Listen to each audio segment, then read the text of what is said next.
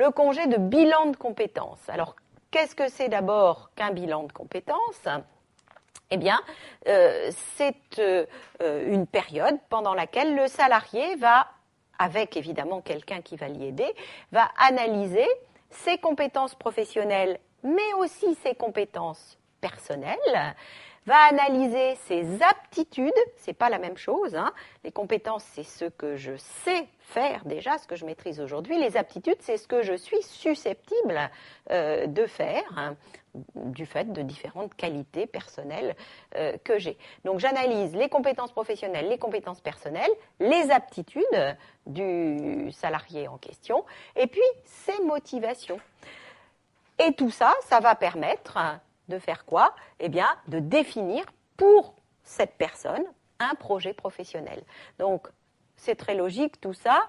Pour définir un projet professionnel, il ne suffit pas qu'il y ait des compétences professionnelles, il y a aussi d'autres aspects qui doivent être pris en compte. Et c'est l'objet de ce bilan de compétences. Donc, on fait vraiment une étude très approfondie de ce que peut envisager de faire la personne en question.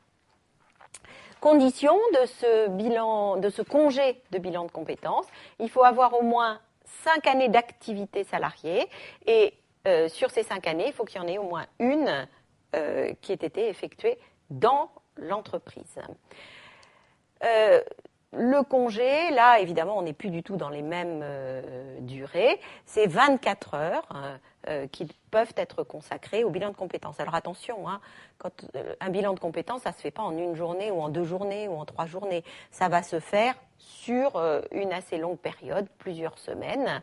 Et donc, eh bien, le salarié sera amené à s'absenter 3 heures à différentes périodes pour rencontrer la personne qui va le suivre au cours de son bilan de compétences. Donc c'est très différent du CIF. Et là aussi, possibilité de prise en charge par un organisme paritaire collecteur agréé au PCA. Voilà, et prise en charge donc de manière à ce que les heures en question soient rémunérées par l'organisme en question. Deuxième congé qui est très proche de ce précédent, le congé de validation des acquis de l'expérience, ce qu'on appelle la VAE, donc congé de validation des acquis de l'expérience. Il faut que vous sachiez ce que ça veut dire VAE. Alors, même chose, qu'est-ce que c'est que la VAE ? Eh bien, c'est une démarche qui va permettre à quelqu'un d'obtenir un diplôme ou un titre professionnel qu'il n'a pas donc, et ce diplôme lui est accordé non pas par les voies habituelles, c'est-à-dire de passage d'épreuves, mais par un jury qui va donc valider, donner une valeur en quelque sorte à son expérience professionnelle. Donc pour ça, il faut monter un dossier qui est très complet, c'est assez compliqué, il faut bien le dire, et le jury va étudier le dossier que la personne présente pour que son expérience professionnelle soit reconnue à l'équivalent d'un diplôme ou d'un titre professionnel. Alors, la validation peut être totale, comme elle peut être partielle. Certains éléments peuvent être validés, d'autres non. Et ça peut se faire aussi en plusieurs étapes. Voilà l'objet d'une VAE, validation des acquis de l'expérience. Alors, pas de condition d'ancienneté pour une VAE, mais il est bien évident que celui qui veut faire valider les acquis de son expérience, il faut qu'il ait plus de 6 mois d'expérience. Sinon, il n'y a aucune chance pour qu'on valide l'expérience en question. Et souvent, les gens qui s'engagent dans une démarche de VAE sont des gens qui ont de nombreuses années d'expérience professionnelle. C'est la condition pour que la démarche aboutisse. Pas de condition d'ancienneté et durée maximum du congé, même chose que pour le congé pour bilan de compétences, c'est 24 heures. Comment se passe la demande ? Alors, ce que je vais vous dire là, ça vaut pour les 2 congés, bilan de compétences et VAE.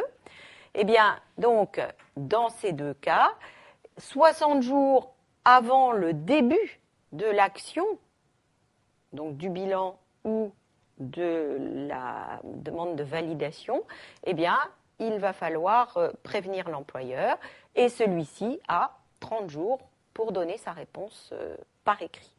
Voilà comment ça se passe. Donc le salarié doit prévenir, là aussi, l'employeur, avant de s'engager dans sa démarche. Là encore, l'employeur peut demander à reporter le congé dans un délai maximum de 6 mois. Bon, c'est des hypothèses qui vont poser moins de problèmes au sein des entreprises qu'un CIF qui peut durer jusqu'à 1 an. Il est bien évident que la possibilité de s'absenter 24 heures pour un bilan de compétences qui va se faire sur plusieurs semaines ou une VAE qui va quelquefois se prendre plusieurs mois, ça a moins d'impact sur l'organisation du travail qu'un CIF. Et donc, évidemment, il y a moins de report dans ces hypothèses-là. Voilà ce que j'avais à vous dire pour cette première séance. Alors, quelques petites questions pour terminer. Alors, allons-y Adil. Quelles sont les réponses exactes ? L'inspecteur du travail peut intervenir si l'employeur n'a pas établi de plan de formation, si l'employeur n'a pas consulté le comité d'entreprise, toujours concernant le plan de formation. Troisième hypothèse, si le plan de formation n'a pas été respecté. Quatrième hypothèse, si le comité d'entreprise n'a pas approuvé le plan de formation. Alors, dans quel cas l'inspecteur du travail peut-il intervenir, selon vous, Adil ? Est-ce qu'il peut intervenir si l'employeur n'a pas établi de plan de formation ? Non. Non. Pourquoi ? Parce que ce n'est pas obligatoire, le plan de formation. Donc, il n'y a pas de raison que l'inspecteur du travail intervienne. Si l'employeur n'a pas consulté le comité ? Oui. Oui pour tout le monde ? C'est non. Si l'employeur n'a pas consulté le comité, Adil, eh bien, c'est un délit d'entrave au comité d'entreprise. Donc là, on est dans un autre cadre. Si le plan de formation n'a pas été respecté, Oui. là, oui, effectivement, l'inspecteur du travail peut venir faire des contrôles. Et si le comité n'a pas approuvé le plan de formation, Aussi, oui. là aussi, absolument, très bien. Vous passez alors voilà, donc les réponses, si le plan n'a pas été respecté ou si le comité n'a pas approuvé le plan. Marie-Claude ? Alors, sont impliqués dans la formation professionnelle les entreprises, les salariés, les OPCA, les représentants du personnel. Je dirais tous. Oui, absolument. Toutes les réponses sont exactes. Ils sont tous impliqués. C'est important de le comprendre. Les salariés, autant que les entreprises, les OPCA, bien sûr, puisqu'ils financent, et les représentants du personnel, on vient d'en parler, avec l'intervention du comité. Mais il y a aussi les délégués syndicaux qui ont leur rôle à jouer. Nicolas, à vous. À partir de quel effectif le congé individuel de formation est-il accordé aux salariés ? J'aurais dû dire peut-il être accordé aux salariés ? 10 salariés, 20 salariés ou 50 salariés, Nicolas ? 10 salariés. Tout le monde est d'accord ? Oui, absolument, Leïla. Il n'y a aucune bonne réponse, Nicolas, parce que ce droit n'est soumis à aucune condition d'effectif. Voilà, donc qu'on soit dans une entreprise de 9 salariés ou de 10 000 salariés, le droit est ouvert à tout le monde dès lors qu'on remplit les conditions. Leïla, à vous. Un CIF peut être accordé, alors, pour un stage d'informatique, pour apprendre une langue étrangère, pour un stage d'art floral ou pour passer l'agrégation. Selon vous, est-ce que vous pouvez demander un CIF pour un stage d'informatique ? Oui. Oui, absolument. Est-ce que vous pouvez demander un congé individuel de formation pour apprendre une langue étrangère ? Oui. Oui aussi. Est-ce que vous pouvez demander ça pour un stage d'art floral ? Ça dépend de la profession, je sais pas. Est-ce que ça dépend de la profession ? Je sais pas. Non, c'est l'accès à la culture. J'ai dit art floral. Donc l'art floral, eh ben oui, ça fait partie de la culture.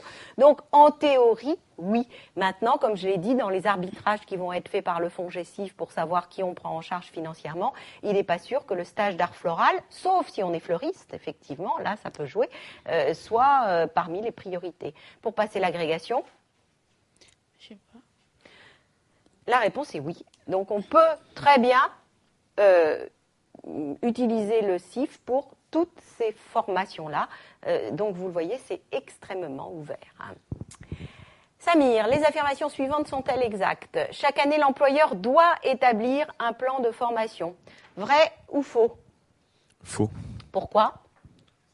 Le plan de formation n'est pas obligatoire. Exactement, tout simplement. Le plan de formation n'étant pas obligatoire, eh bien, il n'y a pas cette obligation de l'établir chaque année. Ceci étant, quand les employeurs établissent un plan de formation, la régularité normale, c'est chaque année. Ça, c'est certain. Encore une question pour vous, Samir. L'employeur peut-il licencier un salarié qui ne s'adapte pas à l'évolution de son poste de travail? Est-ce que c'est vrai? Est-ce que c'est faux? Alors, il peut le licencier, Donc, c'est vrai. mais s'il n'a pas été formé à son poste, il y aura un problème. Oui, alors, donc, il peut le licencier. Vous pouvez dire ça comment? Il peut le licencier, sauf s'il n'a pas pris la peine et pris les mesures pour que le salarié soit adapté justement à son poste de travail. Donc effectivement, c'est ça la bonne réponse. Johan, à vous s'il vous plaît. Un salarié peut refuser une action de formation prévue par le plan de formation. Vrai ou faux? Faux. Oui, c'est faux. Hein. Sauf exception, je vous l'ai dit, le salarié ne peut pas refuser, ça fait partie de ses obligations professionnelles. Pourriez me citer une exception où il a le droit de refuser? Très bien, oui. Si c'est en dehors du temps de travail, le salarié, là, a le droit de refuser.